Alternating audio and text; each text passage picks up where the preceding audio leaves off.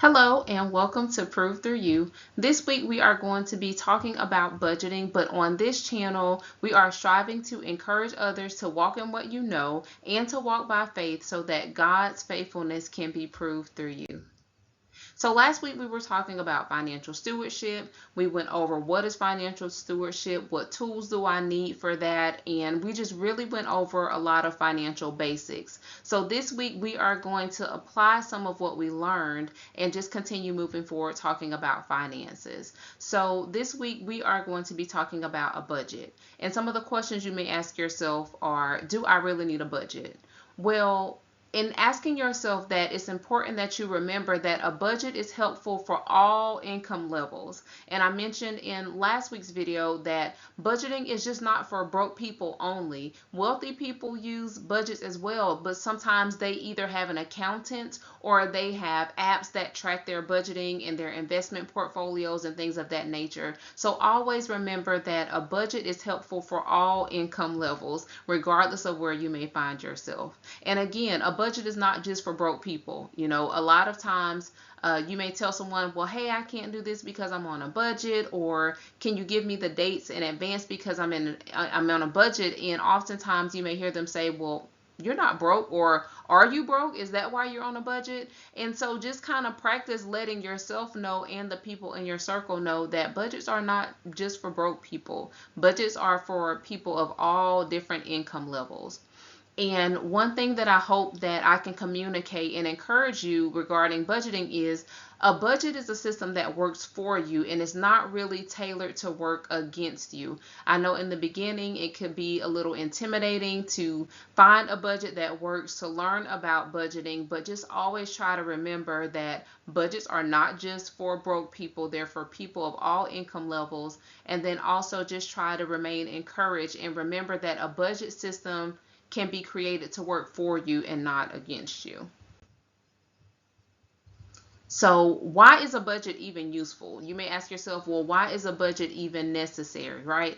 But a budget teaches you awareness of your earning, of your spending, and your saving habits. So, it's not just to show you where you don't have money. The whole purpose of a budget, or one of the reasons why it's useful, is because it makes you a little bit more aware of what's already coming in. Sometimes we already know that we may have more month than we have money, but how much do you really have? Do you know if you have wiggle room? Until you sit down and really just look at the numbers, how do you know? How much awareness do you have about your current financial status?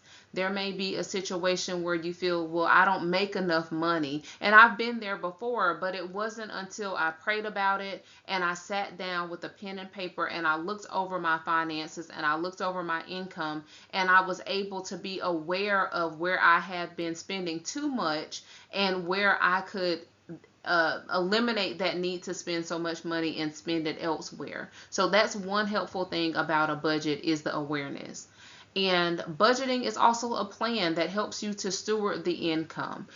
Throughout the Bible in the New Testament, we hear about the stewards who were given a small portion of their master's or their manager's income, and they were given a task. He just gave it to them, and they had to know how to invest, how to save, how to spend, how to make sure there was a return. But the key ingredient of that whole message was stewardship.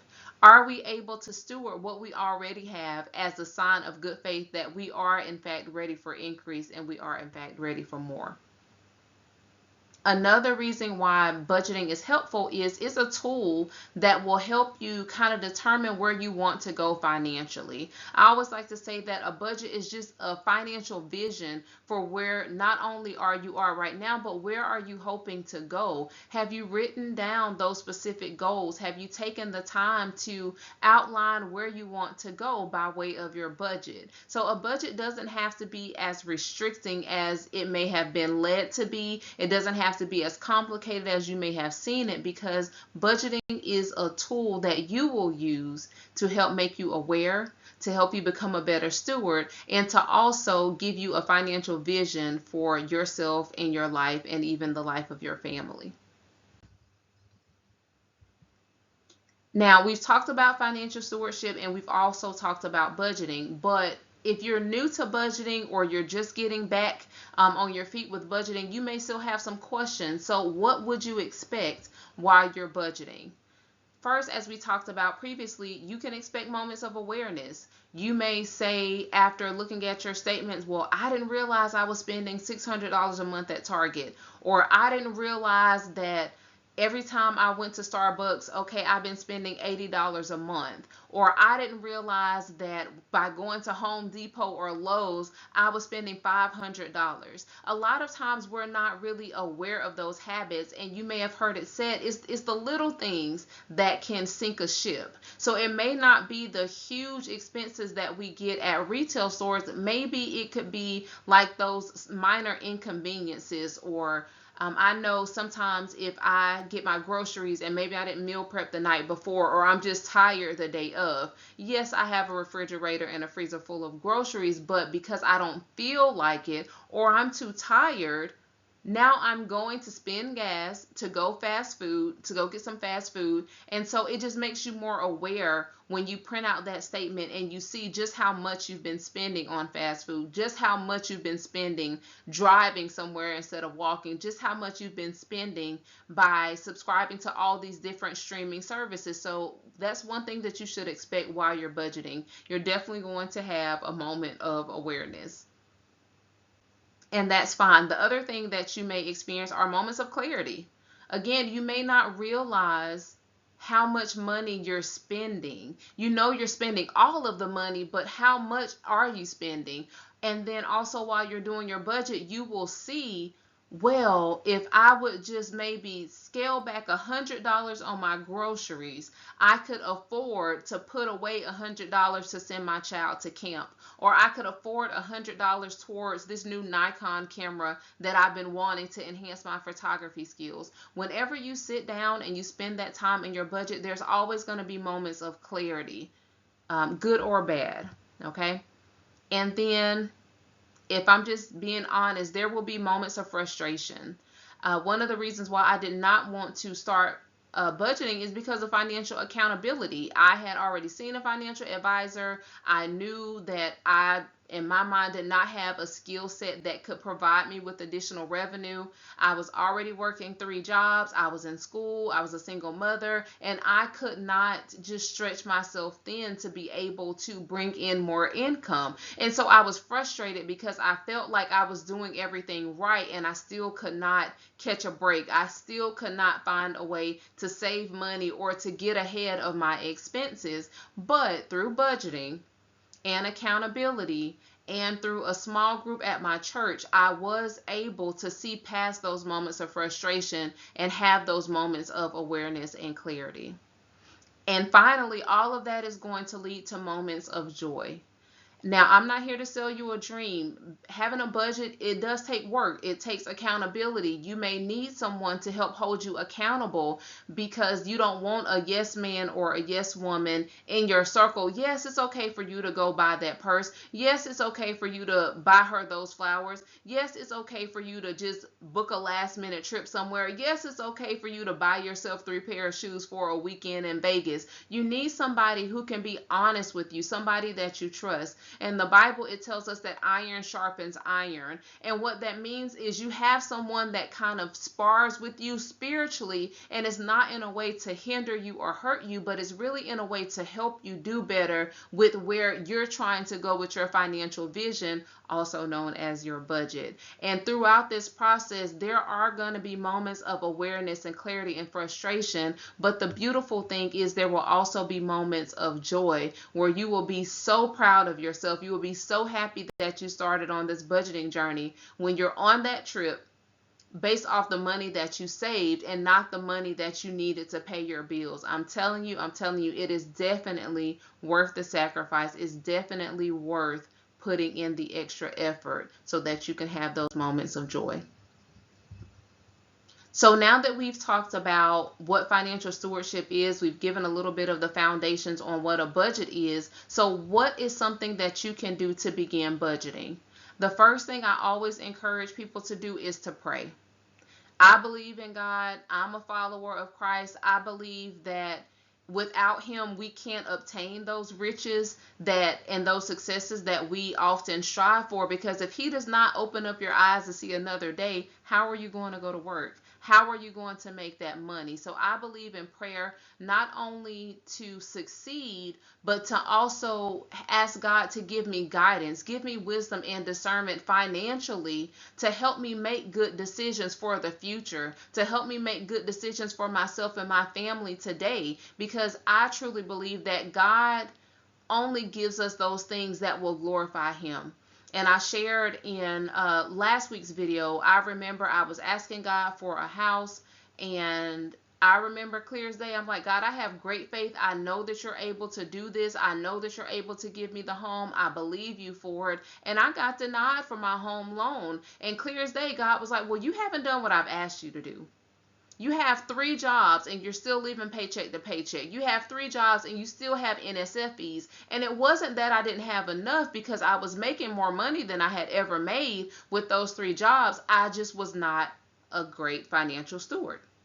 So I do believe prayer provides clarity. It provides discernment. It will allow God to send you people who will hold you accountable. And it will allow you to grow in what you don't know and to apply some faith into the scenario, okay?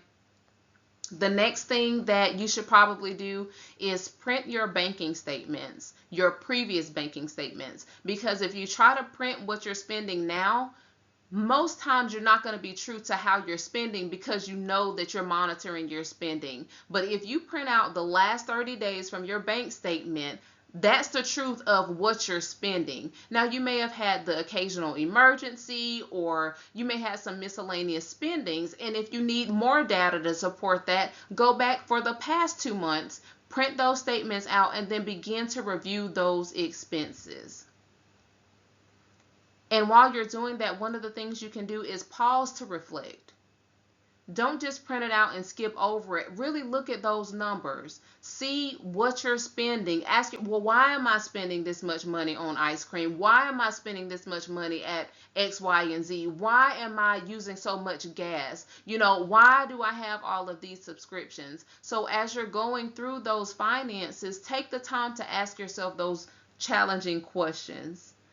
Take your head from up out of the sand a little bit and just ask yourself, look at those financial choices that you're making and see if there's something that you can change. It doesn't mean you need to eliminate $500 from your grocery budget. Maybe you can start with something small. Maybe you can eliminate $75 and just hold it and not necessarily spend it.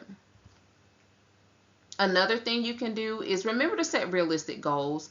Again, if you realize from reviewing your finances that you've been spending $500 eating out, yes, you can say, okay, well, next month I want to spend $100 eating out, but that is a huge jump from $500 to $100. That's going to require some discipline. That's going to require some meal prep. That's going to require some planning. So be a little bit more realistic with yourself. You know your spending habits. You know if you prefer to eat out every weekend, there's no need for you to buy groceries, because now you're just double spending. If you know you're not a weekend cooker, don't buy groceries for the weekend. Just set aside $150 and then try to see how you work with that. So you always want to set realistic goals before you begin your budgeting. And then another thing is you want to budget before you actually spend the money. Because remember, the budget is your vision for your finances for that week or that month or however often you get paid. So take about 30 minutes to write your vision for your finances before you swipe, before you move money from one account to the next. Just take 30 minutes to write out a plan to see if that may work a little bit better for you than spending and then going back to budget. And another thing I want to remind you, on this financial stewardship journey, on the journey to budgeting, remember to give yourself grace. Just because you have a vision and you have a plan and you have a budget, that does not mean your money is going to work the way that you have it. The purpose of you having that budget is so that you can have a vision and a plan. And like I always say, the Bible says to submit our plans unto the Lord, and He's going to order our steps. And I apply this through every area of my life. The plan that I submit to God, that's the rough draft. I trust God to make edits. I trust God to remove some things. I trust God to add some things. So I send him the rough draft and he sends me back the final copy. And it's not really about perfection, it's just about practicing.